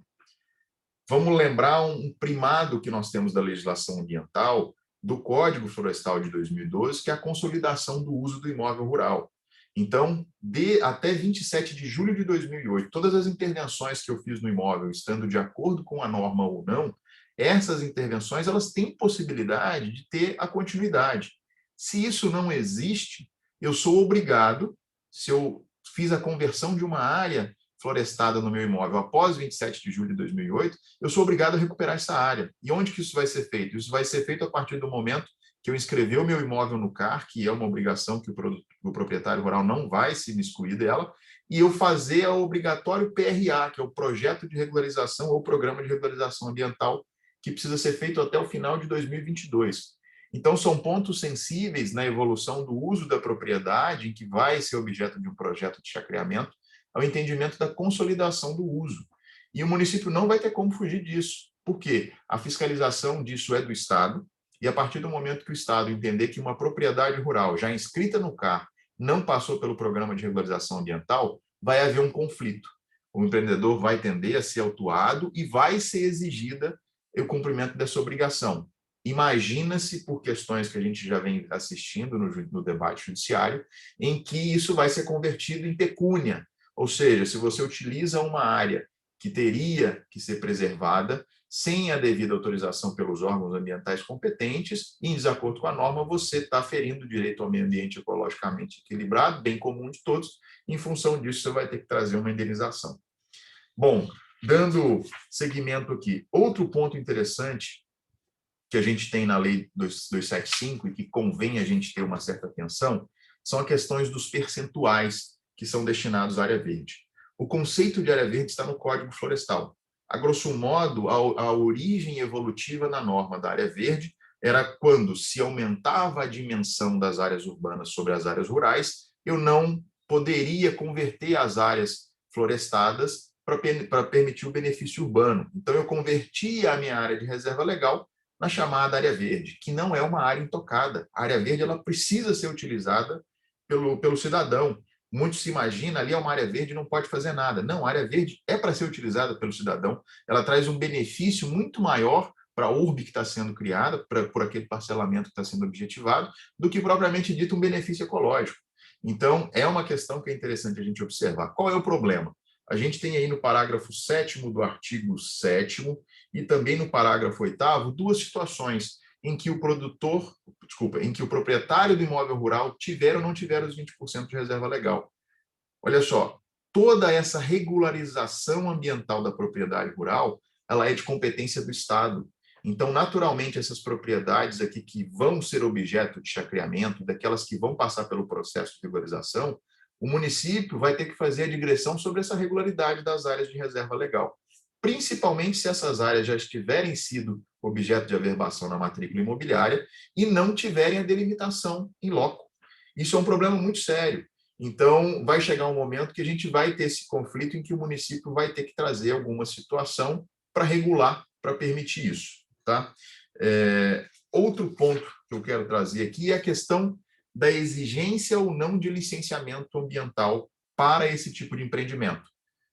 pelo texto normativo que a gente tem especificamente no artigo 3 da norma, isso não é claro. A exigência de um projeto técnico para que se possa ser avaliado os impactos ambientais do empreendimento, ele não é a matriz obrigacional para esse tipo de situação. A grosso modo, eu já respondi algumas consultas de algum cliente, dizendo é necessário o licenciamento ambiental para chacreamento? A teor do que está na lei, não é obrigado. A teor do que está na lei, dentro de um procedimento único, em que vai ser observado o atendimento das questões urbanísticas, vai ser observada a questão dos impactos ambientais por um plano de utilização pretendida. Aí, nesse sentido, eu só faço uma crítica em função de um termo legislativo que a gente repetiu lá na Constituição de 88. Na Constituição de 88 foi colocado o termo EIA-RIMA como estudo de impacto ambiental e relatório de impacto ambiental, e foi um nome que ganhou tanta relevância que quando se imagina que qualquer empreendimento passe por licenciamento ambiental, a primeira ideia que vem na cabeça é precisa ter o EIA-RIMA. Não. A referência de um estudo de impacto ambiental é o maior estudo, é o estudo de maior significância dentro de um comportamento de um órgão ambiental para a exigência do licenciamento de uma atividade passível. E o que a gente costuma dizer é que, às vezes, não é necessário isso. Então, talvez pudesse ser melhorado para que vai se passar por um procedimento simplificado de licenciamento ambiental e etc. Até porque o município de Valadares licencia e ele já tem todo um órgão ambiental capacitado para operacionalizar isso. E qual que é a preocupação? Chacreamento não é loteamento. O loteamento tem previsão desde a CONAMA 237 para licenciar. Tem previsão na legislação do Estado. O loteamento tem previsão na legislação municipal para licenciamento, mas chacreamento não tem. Então, a gente tem aí um limbo que compete um nível de discussão muito grande, mas pelo entendimento prático, o que vai ser exigido, que durante a análise do processo urbanístico de aprovação, vai o empreendedor trazer um processo, um documento de natureza técnico-ambiental para que essas questões sejam avaliadas. Bom, para finalizar, pessoal, tem algumas outras questões interessantes, mas eu acho que competiria num segundo momento para que a gente pudesse fazer mais uma reflexão. Voltando aqui, pegando um gancho ainda nessa questão da exigência de licenciamento, da licença ou não, lá no artigo 28 tem uma remissão de extremo interesse que eu acho que ficou desconcatenada do que a gente tem na norma, que é a questão de dizendo que nos contratos de compra e venda deverá ser incluída uma cláusula em que só será admitida a construção a partir do momento da emissão da licença de operação. Vamos lá. Nos artigos que a gente acabou de conversar, a gente observou que não há obrigação, que não há instituição de um licenciamento ambiental. Há um procedimento inserido dentro do processo de aprovação urbanística, se assim podemos dizer, em que vai ser observado dentro do plano de utilização pretendida a adequação ambiental. Não há nenhuma remissão sobre a obrigatoriedade de emissão de licença ambiental. Isso é uma da leitura positiva da norma. Vamos voltar lá na hermenêutica jurídica que ela nos dá essa situação.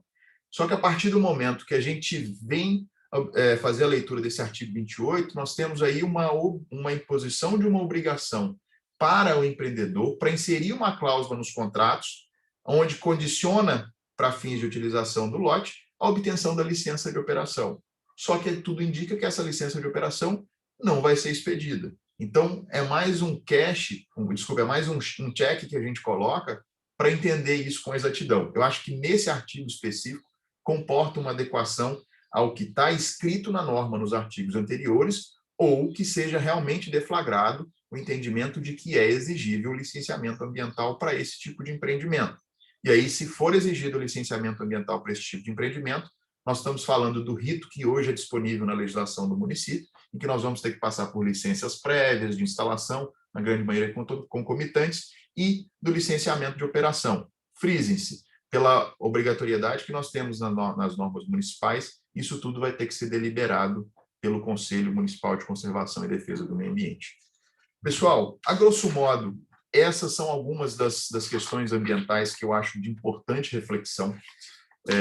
Quero aqui registrar os parabéns pela Ana, que brilhantemente teve um olhar debruçado sobre o tema, que trouxe uma regulação. O Jamir, que pôde capitanear importantíssimas recomendações de alterações nas apresentações das emendas que ele fez no processo legislativo perante a Câmara de Valadares. Eu entendo que é uma lei mais do que necessária para preservar a integridade e o desenvolvimento urbano ordenado. Acredito que vão ter discussões do ponto de vista da legalidade, da recepção e possibilidade do município legislar, mas isso a gente pode depois marcar um outro bate-papo para conversar, porque é um tema extremamente vasto. Lembrando que a gente tem decisões extremamente interessantes questionando a constitucionalidade dessas normas, Patos de Minas, Uberlândia, Uberaba, em Salmeirão Juiz temos uma que deu muito certo, que é aquele brocado popular, a norma pegou, que é um município vizinho nosso aqui que tem uma lei de chacreamento e que ela está vigendo e sendo colocada sem qualquer questionamento. Pessoal, esse é o tema que eu gostaria de contribuir nesse debate. Eu quero agradecer imensamente todo o conteúdo que a Ana nos trouxe, que o Jamir nos trouxe, que o doutor Adroaldo nos trouxe. É um tema que vai inspirar um cuidado muito grande, tanto do município nesse momento de consolidação de aplicação da norma e de nós, operadores do direito. Eu quero aqui, de antemão, disponibilizar, vou falar estendido ao colega Adroaldo, mas esse é o nosso propósito. Tanto a Comissão de Direito Ambiental quanto a de Direito Imobiliário está à disposição, tanto do município quanto dos servidores, para que a gente possa conversar a respeito das dúvidas e tentar ajudar na aplicação dessa norma. Pessoal, é isso. Dentro dessa missão de mediar e de também trazer algumas reflexões, eu quero deixar aberto para qualquer questionamento e vou franquear inicialmente ao nosso presidente, Juliano, para que possa aí fazer alguma consideração. Presidente, fique à vontade. O que eu entendo, quando você faz o pagamento... Guilherme, eu estou vendo que já temos inscrições para poder manifestar. Acho que a gente podia caminhar inicialmente para isso. E a contribuição previdenciária da data base do pagamento. Bom, eu vou permitir aos palestrantes também, doutora Ana, doutor Jamir, doutor Adroaldo, se tiverem alguma questão final que queiram trazer, fiquem à vontade também. Eu vou olhar no chat aqui as inscrições para a gente partir para esse bate-papo.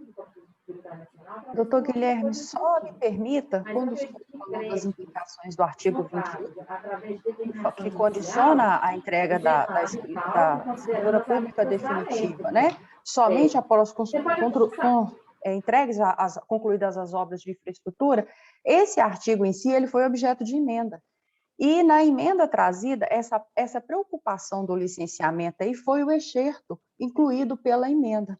Quando eu enfrentei a questão da sanção ou veto desse dispositivo, a gente sabe que, por ordem da técnica legislativa, a sanção, o veto, ele não recai sobre letra ou expressão, ele recai sobre todo o dispositivo. Então, se nós vetássemos esse dispositivo, se pode olhar aí dentro do rol do capítulo da alienação na seção 1, ficaria sem a previsão da emissão da escritura definitiva. Então, para não pecar no sentido da emissão da escritura definitiva, ficou consignado essa emissão, o I aí, a condição dessa LO aí. Isso é um enfrentamento que o executivo vai ter que fazer do desdobramento, como que vai ser isso? Porque a partir do momento que ele abraça essa emenda, ele atrai para si uma obrigação de falar como que vai ser os critérios e como que vai ser o fluxo disso aí. Ana, ótimo esclarecimento. E aí, assim, o interessante é que assim, nos traz um certo espanto em função de ter uma previsão da exigência do licenciamento quando lá nas obrigações não tinha. Mas, enfim, há total condição da gente criar entendimentos jurídicos para interpretar isso e demonstrar que há um cumprimento com o cuidado ambiental. Excelente.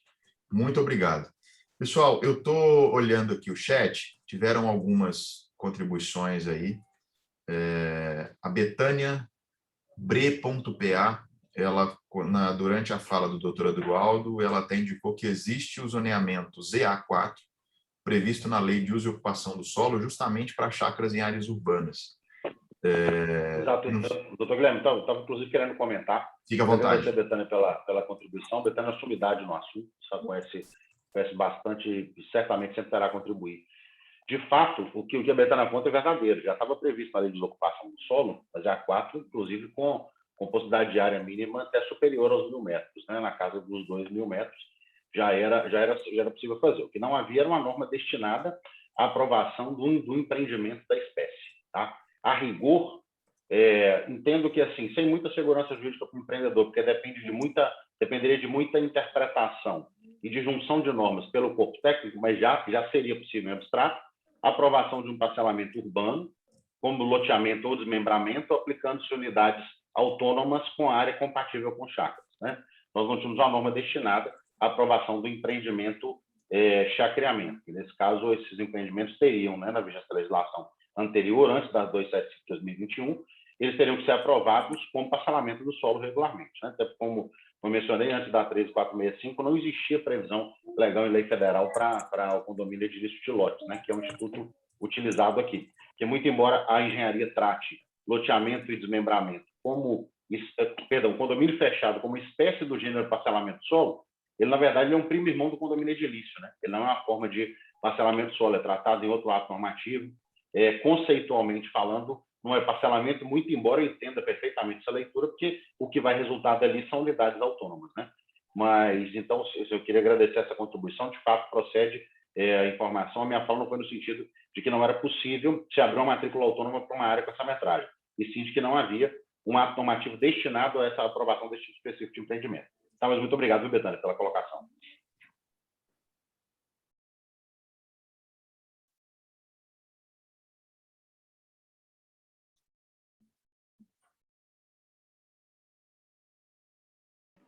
Doutor Guilherme, seu microfone está desligado. Prezados, me desculpem.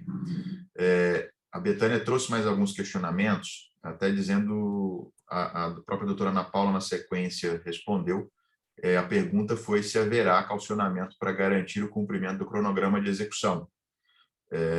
A doutora Ana respondeu que as garantias serão ditadas pela Lei Complementar 178 de 2014 e que isso seria em torno de 40% das chácaras calcionadas. Inclusive, esse é até um debate que a gente pode fazer depois, mais uma reunião conjunta com a Comissão de Direito Imobiliário, para a gente tratar isso e trazendo aí, mandando mais algumas dúvidas específicas para a doutora Ana, até para o próprio vereador Jamir, para trazer tudo isso para a gente. A Betânia também comenta que seria interessante ter o licenciamento ambiental. Marcelo Couto parabenizando pelo evento, e o professor Luiz Fontes, de Viçosa, está se inscrevendo aqui para algum questionamento. Professor Luiz, por favor, fique à vontade. Obrigado, doutor Guilherme. Bom dia a todos. É uma satisfação muito grande ver essa discussão. Eu sou professor, me aposentei depois de 27 anos na área ambiental como professor titular da Universidade de Viçosa e venho trabalhando intimamente ligado com questões do direito ambiental, juntamente com o doutor Leonardo Rezende, ex-presidente da OAB Viçosa, que está presente aqui na reunião. E eu quero cumprimentar vocês pela coragem, viu, doutor Jamir e demais, porque esse é um ponto que aflige a quem trabalha com a questão legal ou ambiental, e a gente vive numa realidade versus ficção nas cidades, né? Um código ambiental que ele é estritamente, o código florestal, que deveria ser estritamente para as áreas rurais aplicado nas áreas urbanas, e a área rural cheia de pontos de interrogação. E então a pandemia agravou isso, porque fez com que as pessoas valorizassem mais essa figura da chácara, do espaço reservado, da qualidade de vida. Nós estamos agora tratando de estilo de vida, de qualidade de vida. Antes tratávamos de estilo de vida, porque muita gente não queria morar no adensamento urbano, queria morar num lugar mais tranquilo. E com isso as chácaras improvisadas, né, os lotes sendo chamados de chácaras, sem nenhuma preocupação. Então, assim, eu não tenho uma pergunta, eu tenho primeiro cumprimentar vocês por essa coragem e que chamou a atenção, doutor Leonardo, ele me passou, da gente beber dessa fonte de vocês. Viçosa é uma cidade que tem uma pressão muito grande, porque vem gente do mundo inteiro para cá, para morar, para estudar e procurando qualidade de vida. Viçosa é uma cidade que quem conhece sabe, é uma cidade de menos de 100 mil habitantes, que tem uma verticalização urbana absurda. A quantidade de prédio que tem aqui é maior, proporcionalmente, de qualquer cidade. Então, tem uma pressão daqueles que não querem esse estilo de vida. Então, esse debate é muito rico para isso, porque a gente tem a improvisação e tem o Ministério Público no pé dos empreendedores aqui. Nós temos uma ação de um chamado condomínio Cantagalo aqui na cidade, que o Ministério Público está pedindo 2.800.000 por danos ambientais, mais 4 milhões por danos de não sei o quê, 6 milhões de reais. E o outro ele quer que destrói tudo. Ou seja, é o padrão que a gente encontra e a gente está trabalhando nesse sentido de tentar achar caminhos para isso. Agora, uma preocupação que eu tenho, que nós temos muito grande, são os aspectos ambientais do processo. A gente tem observado que muitos condomínios semi-urbanos, próximo da área urbana ou chacreamentos, se a gente pega fotos de 10 anos antes e depois, eles representam uma melhoria ambiental muito forte. Pastos degradados se tornam áreas ambientalmente agradáveis, com nascentes sendo recuperadas, vegetação sendo recuperada. Esse é um ponto muito importante. Eu confesso que eu não consegui ler nesse período aqui, né? Lógico, a 275, quero ler depois, e vejo que há algumas contradições, como foi levantado já, entre o licenciamento ou não, mas a questão ambiental, para nós, é muito evidente, muito grande. Eu tenho um exemplo aqui de um processo que eu até criei, né? Uma saída que a gente tem buscado aqui é a criação de clubes, ecovilas, clubes de lazer. Então, tem um clube que eu criei que a gente tem 15 hectares, 10 hectares são de mata preservada, de Mata Atlântica preservada, e só em 5 hectares que tem intervenção. Mas eu não tenho pergunta, quero cumprimentar vocês efusivamente por essa coragem de enfrentar isso, porque vem muito problema pela frente, evidentemente. Muitos questionamentos. Tem muita sintonia fina para ser feita, mas vocês estão saindo, vocês disseram que tem outros exemplos, nós vamos querer buscar esses outros exemplos, mas nós estamos sendo demandados por Raul Soares, tem problemas sérios lá com determinado empreendimento, Rio Branco, aqui, muitos lugares, e a gente quer, eu gostaria até sugerir vocês da OAB de Valadares, tem o doutor Leonardo aqui em Sosa, que foi o presidente da OAB, que criasse um grupo mais amplo e não apenas regional, para se discutir isso, porque é uma contribuição muito grande e necessária ao processo. Muito obrigado a esse debate, eu espero que isso fique disponível no YouTube para a gente... eu vou fazer o contato com o doutor Guilherme, já está colocando aqui, é muito importante, eu até fui presidente do CODEMA há 5 anos, publiquei um livro que está aqui atrás, Gestão Ambiental Municipal, em busca de cidades sustentáveis, que está à disposição, quem me mandar por e-mail, eu vou mandar, só pagar o custo de correio. Eu tenho o maior interesse em divulgar isso, porque eu considero que na questão ambiental, o município é o elo fraco da corrente. Então, o CODEMA tem que ser melhor treinado, os agentes públicos, etc. Já falei muito obrigado a vocês e estou à disposição. Vou colocar meu e-mail aqui no chat. Obrigado. Professor Luiz, obrigado pelos elogios. De antemão, toda a Comissão de Direito Ambiental, a Comissão de Direito Imobiliário e a OAB Valadares está à sua disposição. Pessoalmente, eu quero o livro do senhor, vou adquirir, depois a gente vai conversando, porque concordo nessa linhagem. No modelo constitucional que a gente tem do Estado Democrático de Direito, o município é onde é a ponta mais fraca e é onde deveria ser a ponta mais forte, para poder compreender todas essas exigências que a gente tem. Eu agradeço imensamente a sua participação, estamos também à disposição do doutor Leonardo, vamos conversando posteriormente para, quem sabe, essa sugestão de um grupo aí para a gente debater isso a nível estadual fique um pouco melhor. Doutor Jamir também se inscreveu aqui na sequência. Doutor Jamir, fique à vontade. Na verdade, eu quero ser bem breve aqui, porque se deixar, a gente vai debater aí até longa data e seria muito importante a gente fazer isso, né? Eu lamento, de certa forma, doutor Guilherme, que a gente não fez isso antes, porque seria interessante, por exemplo, eu gostaria muito de ter ouvido a doutora Betânia, né? Estou sabendo agora aqui das ponderações dela e seria muito bom ter ouvido antes. Mas é assim, né? O processo legislativo, depois você faz a lei, é que a complexidade dela se coloca. Então, e colocar à disposição para todo mundo aí que quiser fazer esses debates antes, conhecer quais leis vão ser votadas. Eu tenho certeza que a Ana também, a doutora Ana, fica à disposição para isso, né? E teria interesse, porque ela gosta também de fazer entender, né, essa criatividade. Essa questão da zona rural, eu só fiz alteração, né, essa emenda é da minha autoria. Eu fiz uma alteração para excluir qualquer termo de zona rural do texto legislativo, muito pelo que eu ouvi, li do doutor Adroaldo, conversei com o Vinícius, conversei com o Guilherme também, né, Guilherme? Você indicou várias questões, então, esse debate é que fez com que essa legislação fosse possível. Agora, o que eu vejo, eu estou até vendo aqui no chat, né, tem muita confusão ainda, e tem no mercado imobiliário, o doutor Adroaldo falou bem, né, tem gente fazendo propaganda aí de coisas que não são como a lei está prevendo. Eu recebi algumas críticas, e na hora que a pessoa externalizava, assim, mas por quê? Na hora que ela externalizava, eu falei assim, mas essa lei não resolve esse problema.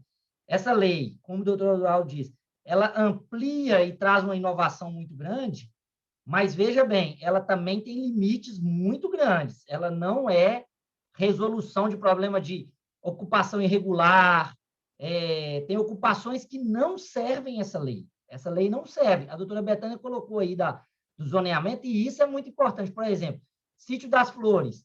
Muita gente me procurou falando assim, mas lá está na zona rural. Pode estar no cartório na zona rural, mas no perímetro urbano, o conceito de zona rural é muito específico. Não é isso. Então, a gente vai ter que continuar fazendo esses debates, conversando, porque é muita questão relevante. Eu tive uma emenda que foi vetada, talvez porque eu não tenha redigido ela tão bem, mas a ideia era resolver esse problema do licenciamento, porque não estava claro. E essa questão da emenda que foi colocada, quando a gente está no processo legislativo, né, você tem que fazer acordos. E para que tudo fosse ampliado, por exemplo, coleta seletiva, nós tivemos que fazer um acordo e essa emenda teve que ser encaminhada, né? Ela gera aí essa dúvida que o município vai ter que fazer, mas a lei também, quando a gente aprova, né, tem um tanto de coisa, uma questão que foi vetada, e graças a Deus foi vetada, mas era uma questão do acordo, e eu me manifestei contra, mas votei a favorável para que todo o bloco de emenda fosse aprovado, e torci muito para que fosse vetado, era a ideia de que qualquer pessoa pudesse construir do jeito que quisesse.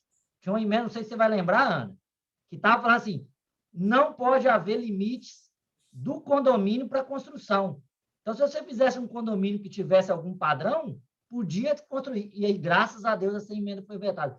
Mas só para falar um pouco da nuance do processo legislativo, né? A gente não tem tudo que a gente quer, a gente tem que conversar, e eu quero parabenizar e me colocar à disposição, não só dessa comissão, viu, doutor Juliano, de todas as comissões. Eu acho muito importante esse debate a gente fazer e depois analisar essas consequências para ver se é o caso de emenda, se é o caso de decreto, se é o caso até de revogação de legislação, e estou à disposição aqui de todos os advogados e todas as comissões. Eu prefiro esse tipo de debate dentro da comissão, porque é muito mais representativo do que ouvir um advogado aqui e uma advogada colar, porque a gente perde a noção institucional, muitas vezes, quando a gente não faz o debate dessa forma. Então, agradecer, viu, doutor Guilherme, a possibilidade de estar aqui junto aí da toda a OAB. Doutor Jamir, obrigado. Prezados, até em função do adiantar da hora, eu vou dando sequência aqui e nas questões que estão sendo postas no chat. Vou agradecer aqui ao doutor Francisco Chimabucuro Júnior. Além de ter uma missão especial já desenvolvida aqui na comarca, foi o primeiro representante da ordem que me deu um apoio no meu primeiro desafio profissional aqui na comarca. Precisei, tive uma prerrogativa violada e me acompanhou indiscutivelmente. Então, um grande abraço, doutor Francisco, seja sempre bem-vindo em todos os nossos eventos. Doutor Vinícius Xavier também, que é membro da Comissão de Direito Ambiental, está sumido, mas é membro e a gente sempre conta muito com a expertise e os questionamentos dele. A Melissa Meira de Vasconcelos, salve melhor juiz e advogada, ela nos traz uma indagação aqui relacionada ao impacto de uma ação civil pública. Ela listou, no caso de procedência, qual é o impacto dessa lei, e dúvida segunda relacionada a Chácaras Braúna, se está dentro da lei de zoneamento 4 ou não está inserido nos requisitos dessa lei, caso queiram parcelar as chácaras lá existentes. Eu, particularmente, não conheço essa ação. Eu, até enquanto o doutor Jamir falava, eu baixei o processo eletrônico aqui para poder fazer um estudo, mas não tem qualquer conhecimento. Se algum dos membros tiver e quiser fazer alguma remissão a isso. E como caso próprio, pessoal, eu não vou pedir que se alguém se habilitar a responder sobre o Chácaras Braúnas, é um caso específico, eu acho que a gente não convém a gente conversar ou debater sobre um caso específico, mas a gente pode usar como teoria, se é um empreendimento que está enquadrado ou não nessas possibilidades. No meu entendimento, a grosso modo, respondendo a segunda pergunta, em tese, ele teria que enquadrar o empreendimento inteiro na norma para depois dar esse segundo passo. A grosso modo, foi isso que eu compreendi. Se algum outro membro quiser responder, fique à vontade. Tá. Tem também Caimeira Henrique, com relação à nomeação dessas áreas que serão transformadas em perímetro urbano para a implementação desses empreendimentos, esta se dará pela forma de bairros, distritos. Quais serão as diretrizes para a nomeação dessas áreas? Bom, se a Ana, porventura, que está aqui representando a Procuradoria, tiver alguma conseguir responder, Ana, fique à vontade.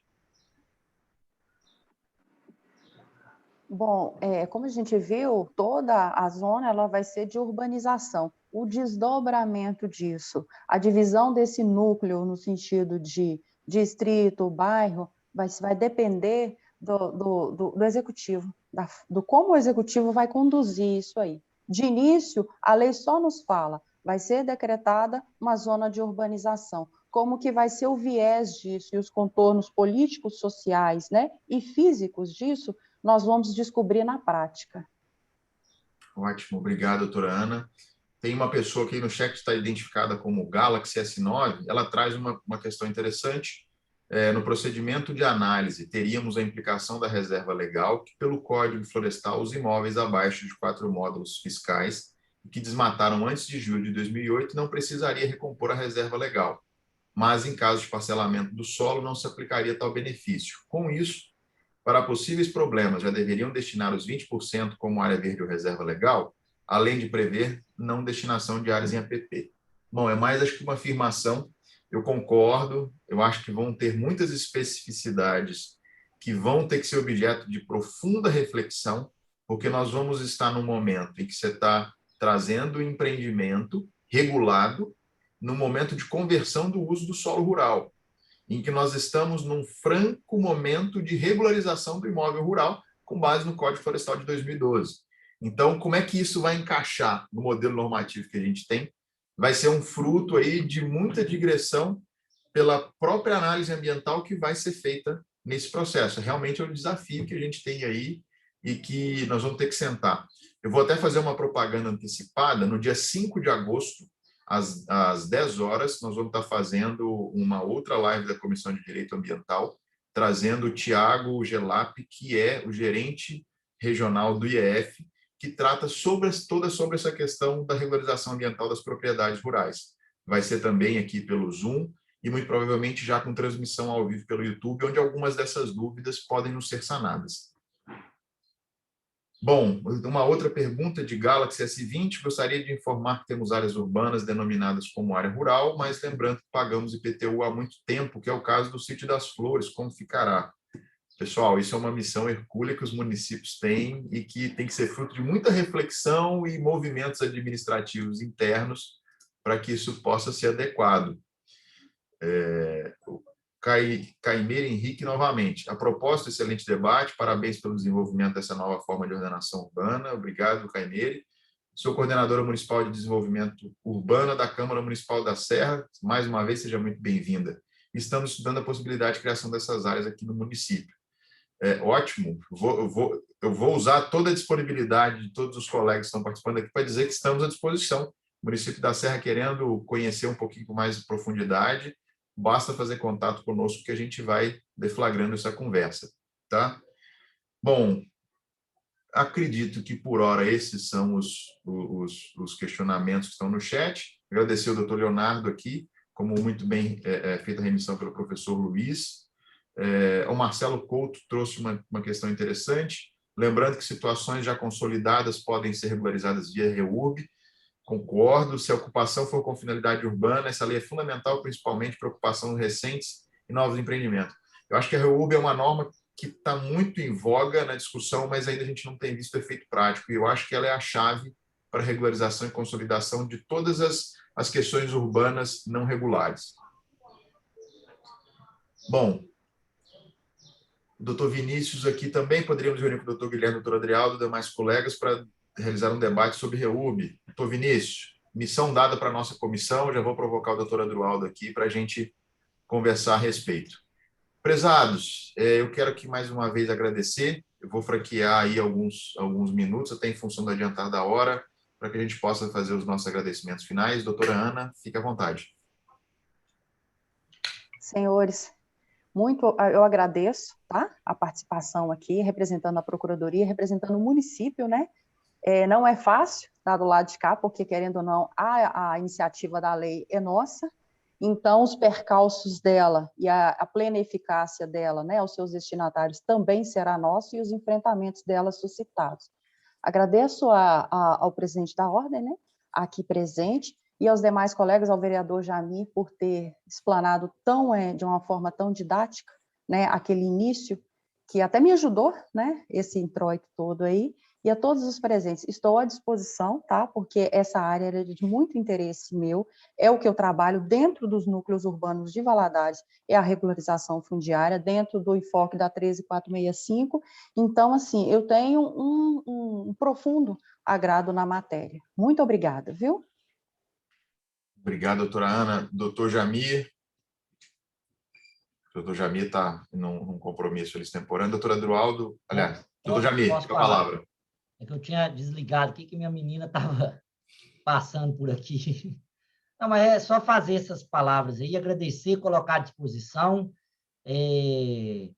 até para discutir as emendas, depois, se quiser entender qual foi o processo aí de construção das emendas, como que isso se deu, né? Mas é mais me colocar à disposição também para a gente analisar as consequências e as análises. Como eu falei, é uma realidade complexa, legislações cada vez respondem menos à complexidade do urbano, e a gente precisa cada vez mais, eu falo que é como se a gente estivesse dirigindo a neblina, né? Cada acelerada, a gente tem que olhar para todos os lados para ver onde vai, para a gente poder agir. Então, estou à disposição da OAB, das comissões e do público da advocacia para a gente fazer esse bate-papo. Obrigado, doutor Jamir. Doutor Adrialdo. Então, queria cumprimentar a todos, agradecer a todos que nos deram atenção, agradecer ao Guilherme pela iniciativa, aos demais debatedores pela contribuição. Para mim foi bem enriquecedor, que pude ouvir dos demais. Acho que o momento agora, para a gente, assim, agora nós temos que ver a lei testada na prática, né? Sabemos, a gente consegue divagar aqui sobre alguns desafios e percalços possíveis, mas é só a prática que vai nos mostrar o que precisa ser eventualmente ajustado. Nós vamos vir agora ver o direito aplicado, né? Foi editada a fonte primária, nós vamos ver agora nascer alguma doutrina sobre, jurisprudência se formar a respeito, etc., os casos administrativos, a equipe técnica lidar com mais com projetos apresentados, e tenho certeza que a gente vai conseguindo ajustar com o passar do tempo. Então, agradeço mais uma vez a todos pela atenção. Eu, se puder ajudar de alguma forma, estou à disposição. Tá? O tema é sempre um prazer debater esse tema, que é tão complexo e tão rico.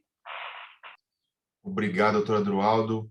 Presidente, vou pedir para você fazer o encerramento. Antes, até vou franquear ao nosso tesoureiro, doutor Gustavo Ribeiro, também, caso queira. E, mais uma vez, agradecer a receptividade da Ordem, o espaço aberto. Vou dizer que, para todos os colegas que queiram, a Casa do Advogado está aberta. Venham participar, seja da Comissão de Direito Ambiental, seja da Comissão de Direito Imobiliário e de tantas outras. Temos aí uma missão hercúlea, que é colocar a advocacia como nunca num papel de protagonismo em momentos conflituosos como esse que a gente está vivendo. Obrigado e obrigado a todos que participaram aqui. Fiquem à vontade. Guilherme, queria parabenizá-lo pelo evento e aos demais debatedores e a todos os colegas que proporcionaram um debate aí do mais alto nível. Queria só pedir desculpa e corrigir a indelicadeza que eu cometi com o meu amigo e presidente, doutor Juliano, no início do evento, que cumprimentei a todos os colegas e deixei de fora o nobre presidente. Então, presidente, me desculpa e parabéns pela participação e pela oportunidade de proporcionar esse evento aí aos colegas. Abraço a todos. Obrigado, doutor Gustavo. Para a gente encerrar Eu não aqui, perdoaria, mas acho que o presidente é bem mais generoso do que eu, né? Então ele deve perdoar. Se fosse vereador e esquecesse o presidente da Câmara, se fosse vereador e esquecesse o presidente da Câmara, estava lascado, viu? Gostaria de cumprimentar aqui o doutor Leonardo Rezende, dizer que é uma honra recebê-lo aqui conosco, cumprimentar o professor Luiz Fontes aí pela manifestação e principalmente por esse símbolo maravilhoso que está aí atrás, que eu deduzo ser do glorioso Clube Atlético Mineiro, que joga mais tarde aí pela Libertadores. O senhor me alegrou muito em me fazer ver essa imagem aí, tá? Não poderia deixar de falar como um bom atleticano. No mais, Ana Paula, Guilherme, Jamir, Adroaldo, eu gostaria de dizer para vocês que, né, todos vocês agradeceram a oportunidade, mas a oportunidade é da OAB de receber vocês aqui, de tê-los conosco num evento tão importante, de um tema tão relevante, que não é só da advocacia, é para a sociedade do Governador Valadares. Então, fica aqui o meu sincero agradecimento e os parabéns aí pelo debate enriquecedor e que vai realmente proporcionar aí uma discussão mais ampla sobre esse assunto. Pelo que eu percebi, a gente ainda tem muita coisa para fazer, né, doutor Guilherme? Então, fica aqui, eu vi no chat aqui, propostas aí de discussões, treinamento, de repente a gente pode trabalhar junto com o município, com a Câmara Municipal, no sentido de, aproveitando o nosso professor Jamir Khalili, para poder discutir e fazer alguma coisa nesse sentido. Aí já fica aqui a sugestão. E, no mais, agradecer a presença de todos, dizer para vocês que aqui na Casa do Advogado nós estamos com uma obra aqui para proporcionar aos colegas advogados mais conforto, mais possibilidade de exercer a advocacia com a dignidade que ela merece. Nós estamos fazendo aqui escritórios compartilhados, que serão 6 salas de atendimento dos advogados, então convido a todos aí para virem conhecer, verificar o que nós estamos fazendo aqui em prol da classe e para servir a classe, tá joia? No mais, muito obrigado, parabéns, doutor Guilherme, doutor Adroaldo, pela iniciativa do evento. Doutor Jamir, fica aqui já o registro de parceria da OAB para a gente proporcionar aí mais debates em outros temas também, como você falou aí, e fica aqui o registro de parabéns aí pela excelência no trabalho como vereador. Eu o acompanho pelas redes e sei o quanto é importante ter pessoas com a sua capacidade na Câmara dos Vereadores. Isso proporciona realmente discussões, debates enriquecedores e, com certeza, quem ganha é a sociedade valadarense. Pode ter certeza que nós, eu como cidadão, nós todos aqui, cidadãos valadarenses, estamos orgulhosos aí do trabalho que Vossa Excelência vem fazendo à frente da Câmara Municipal. No mais, eu dou por encerrado o evento aí, já agradecendo mais uma vez a presença de todos. Um grande abraço, bom dia a todos. Bom dia, pessoal. Bom trabalho a todos. Obrigada, bom trabalho.